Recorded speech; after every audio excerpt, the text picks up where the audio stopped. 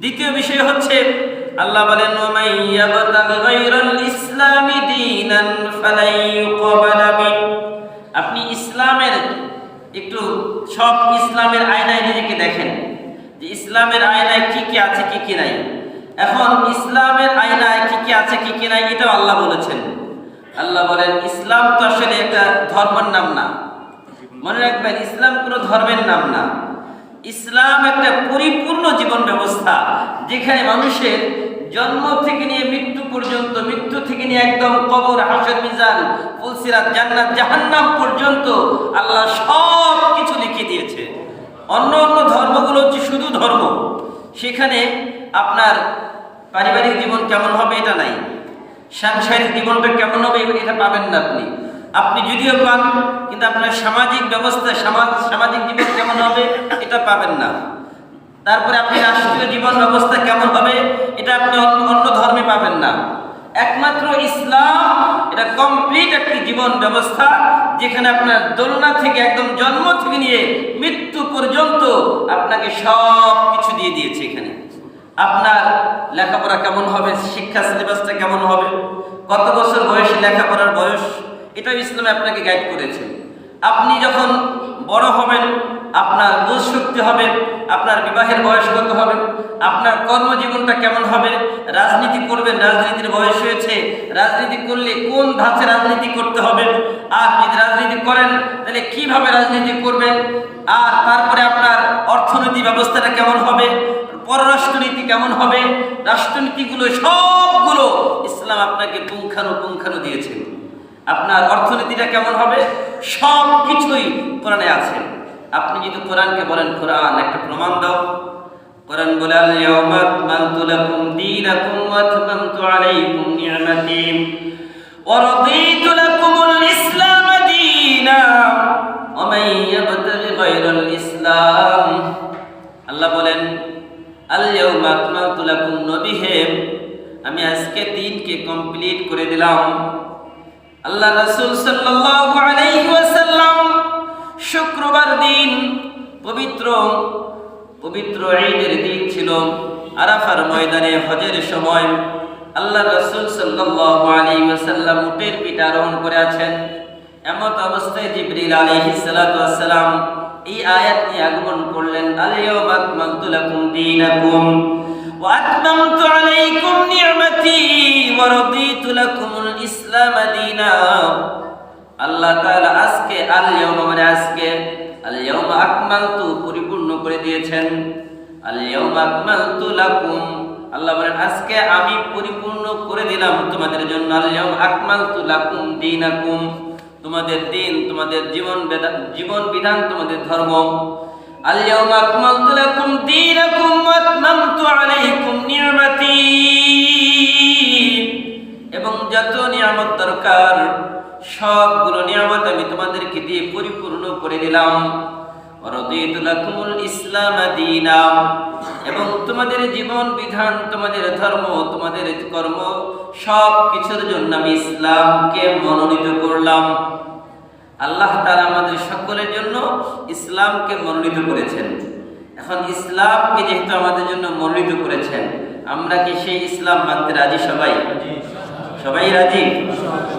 আল্লাহ বলেন যদি ইসলামে প্রবেশ করো তাহলে পরিপূর্ণ করো, আংশিক না।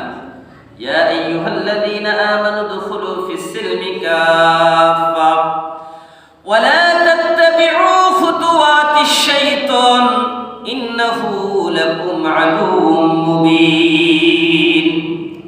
ইয়া আইয়ুহাল্লাযীনা আমানু, হে ঈমানদারগণ, উদখুলু ফিস-সিলমি কাফা, তোমরা প্রবেশ করো ইসলামের মধ্যে কাফা পরিপূর্ণ রূপে।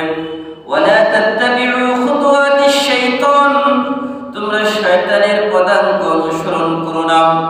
ইন্নাহু লাকুম আদুউম মুবিন, কারণ নিশ্চয়ই শয়তান তোমাদের প্রকাশ্য শত্রু। শয়তান আমাদের কি? প্রকাশ্য শত্রু। এখন এই শয়তান যে আমাদের প্রকাশ্য শত্রু, আমরা কি কোনোদিন দেখেছি শয়তানকে? না। শয়তানের ইতিহাস তো লম্বা, কিন্তু শয়তানের মিশনটা কি, শয়তান আমাদের কিভাবে ধোঁকা দেয় এটা একটু বলি আপনাদেরকে।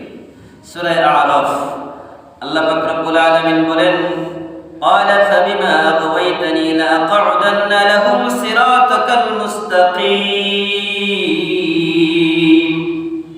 যখন আল্লাহ শয়তানকে ইবলিসকে আসমান থেকে বিতাড়িত করে দিলেন, জমিনে পাঠিয়ে দিলেন, তখন সে আল্লাহর কাছে কিছু আরজি পেশ করেছে। বলল, আল্লাহ আমাকে তো চিরকালের জন্য জাহান্নামী করেই দিলেন, তো আমার কিছু আরজি রয়েছে। বলল, কি?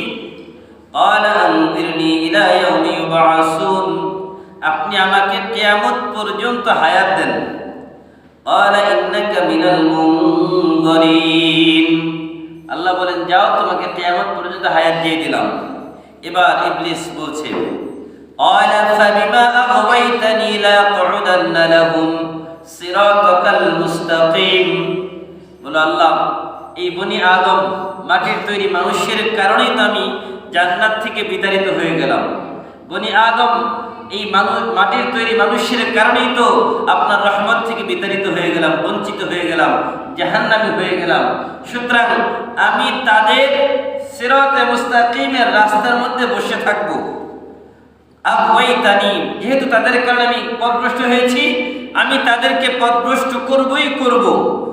আর কিভাবে করব? লাআকউদান্না লাহুম সিরাতাকাল মুস্তাকিম, আমি অবশ্যই তাদের জন্য তোমার সিরাতে মুস্তাকিমের রাস্তার উপরে বসে থাকব। এখন বলেন এই সিরাতে মুস্তাকিমের নাম দিয়ে সঠিক, সহজ, সরল রাস্তা সবাই দাবি করে আমারটা সঠিক, সবাই বলে আমারটা সঠিক। আসলে কোনটা সঠিক বুঝেন নাই? সবাই বলে আমারটা সঠিক, আসলে কোনটা সঠিক এটা একটু খেয়াল করেন। এবার শয়তান এটাও বলছে যে কিভাবে সে মানুষকে ধোঁকা দিবে। কিভাবে ধোঁকা দিবি তুই?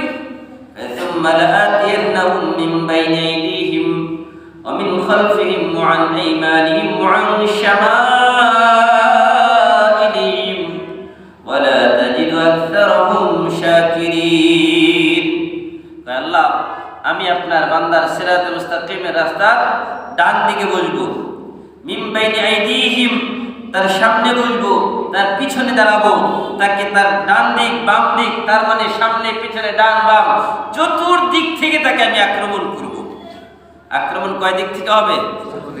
চতুর্দিক থেকে। তার মানে হচ্ছে দেখেন আমাদের সমাজে আপনি ঈমান নিয়ে বাঁচবেন কিভাবে?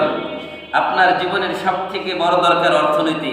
আপনাকে সামনে থেকে সুদ ভিত্তিক অর্থনীতি দিয়ে আপনাকে আঘাত করতেছে, পিছন থেকে আপনাকে ঋণ যারা দেয় তারা আপনাকে আঘাত করতেছে জাহান্নামের দিকে, তাড়াতাড়ি ঋণ দাও, পরিশোধ করো।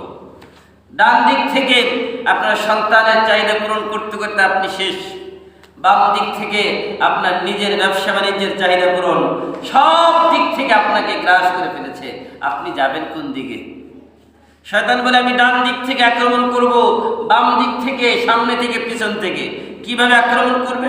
আর এটা শুধু তাই না, ওয়ালা তাজিদু আকসারহুম শাকিরিন, আল্লাহ আপনি আপনার অধিকাংশ বান্দাদেরকে শুকরগুজার পাবেন না। আপনি তাদেরকে দিবেন অনেক কিছু, কিন্তু তারা শুকরিয়া আদায় করবে না, কারণ আমি তাদেরকে ওইভাবেই মডিফাই করব। আসলে দেখেন এখানে অত্যন্ত গুরুত্বপূর্ণ একটা বিষয় আল্লাহ পাক রব্বুল আলামিন আমাদের সামনে বলেছেন যে তারা ধোঁকাটা দেয় কিভাবে। فوسوس لهما الشيطان ليبدي لهما ما وري عنهما من سوآتهما وقال ما نهاكما ربكما عن هذه الشجرة إلا أن تكونا ملكين أو تكونا من الخالدين। আমাদের বাবা আদম তাকে শয়তান ধোঁকা দিয়েছিল। কিভাবে দিয়েছে এটা আল্লাহ তুলে ধরেছেন যে বান্দা সাবধান হও, তোমাদের বাবা আদমকে যেভাবে ধোঁকা দিয়েছিল তোমাদেরকেও ঠিক একই কৌশলে ধোঁকা দিতে পারে। শয়তানের কৌশল তিনটা। বলেন কয়টা? শয়তানের কৌশল কয়টা? তিনটা। এক নম্বর, লিয়ুবদিয়া লাহুমা মা বুরিয়া আনহুমা মিন সাওআতিহিমা। এক নম্বর হচ্ছে অপব্যাখ্যা। বলেন কি অপব্যাখ্যা? এক নম্বর কি বলেন? কোরআন হাদিসের অপব্যাখ্যা কি? এক নম্বর শয়তানের এক নম্বর বড় কৌশলের নাম হচ্ছে অপব্যাখ্যা। বলেন কি অপব্যাখ্যা? এক নম্বর কৌশল হচ্ছে অপব্যাখ্যা। তার মানে কোরআন হাদিসকে অপব্যাখ্যা করে করে মানুষকে বোঝায়। এটা হচ্ছে এক নম্বর কৌশল তার। মানুষকে কোরআন হাদিসের সঠিক বুঝ দিতে চায় না। এজন্য দেখবেন আমাদের সমাজে অনেক ভাইরা আছে নিজে নিজে কোরআন হাদিস বুঝতে চায়, আছে না? আসলে এটা কি সম্ভব বলেন তো? না, এটা তো সম্ভব না। আমরা যখন বলি যে যার উস্তাদ নাই তার উস্তাদ শয়তান, তখন আমাদেরকে বলো হুজুর এটা কি কোরআনে আছে? বলে হ্যাঁ আছে তো। এই যে শয়তানের কাজই হচ্ছে অপব্যাখ্যা। আপনি তো জীবনে কোনোদিন পড়েন নাই, বুঝেন নাই, এখন নিজে নিজে আপনি কোনোদিন ক্লাস 1-এও পড়েন নাই, আপনি এখন যদি মাস্টার্সের বই বোঝার চেষ্টা করেন, এটা কি সম্ভব? যদি এটা সম্ভব না হয়, আপনি আলিফ পাতা পড়তে পারেন না, আপনি কোরআনের তাফসীর পড়েন, এটা কি সম্ভব? এটা কিভাবে বিশ্বাস করবো বলেন তো? আপনি কোনোদিন হাদিসের শব্দের অর্থটাও জানেন না, আপনি নিজেকে মুহাদ্দিস দাবি করেন। আপনি নিজে কোনোদিন আলিফ পাতা সঠিকভাবে পড়তে পারেন না, আলিফ বলতে কয়টা হরফ লাগে এটাও জানেন না, তাই আপনি নিজেকে তাফসীর মুফাসসির দাবি করেন, এটা কি সম্ভব? আলিফ বলতে কয়টা হরফ লাগে বলেন তো? বলেন না কেন? কয়টা? 3টা। কয়টা? 3টা হরফ না? আলিফ আ, আলিফ জবর আ, লাম জেল্লি আর ফা আছে। আলিফ কয়টা হরফ? এখন যারা নিজেরা বাংলা মুফাসসির দাবি করে জিজ্ঞাসা করবেন যে ভাই আলিফটা ঠিক করে বলো তো। এই আলিফ বলতে গেলে আপনার 3টা হরফের মাখরাজ জানতে হবে। আলিফের মাখরাজ জানতে হবে, লামের মাখরাজ জানতে হবে, ফায়ের মাখরাজ জানতে হবে।